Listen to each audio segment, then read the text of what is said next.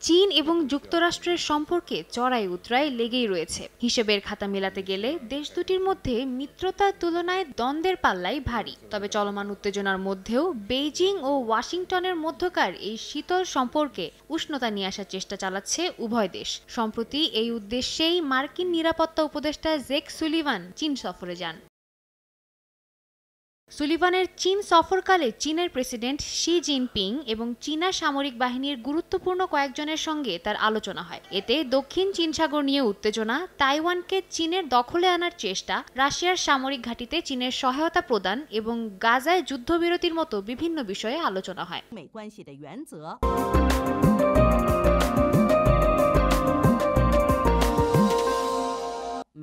চীন জানায়, মার্কিনদের সঙ্গে বন্ধুত্বপূর্ণ সম্পর্ক গড়তে চীন সবসময় রাজি থাকলেও তাইওয়ান ও ফিলিপিন্সের বিষয়ে যুক্তরাষ্ট্রের হস্তক্ষেপ বরদাস্ত করা হবে না। তাইওয়ানকে সামরিক সহায়তা প্রদান থেকে যুক্তরাষ্ট্রকে বিরত থাকারও আহ্বান জানায় চীন। একই সঙ্গে দক্ষিণ চীন সাগর বিষয়ে ফিলিপিন্সকে উস্কানি না দেওয়ার তাগিদ দেওয়া হয়। এদিকে ফিলিপিন্সের সঙ্গে যে প্রতিরক্ষা চুক্তি স্বাক্ষর হয়েছে তা শেষ পর্যন্ত বজায় রাখার কথা জানিয়েছে যুক্তরাষ্ট্র। ফিলিপিন্সের যে কোনো আইনি অধিকার রক্ষায় পাশে থাকার প্রতিশ্রুতিও দেয় দেশটি। সাদিয়া তাসনিম, সময় সংবাদ।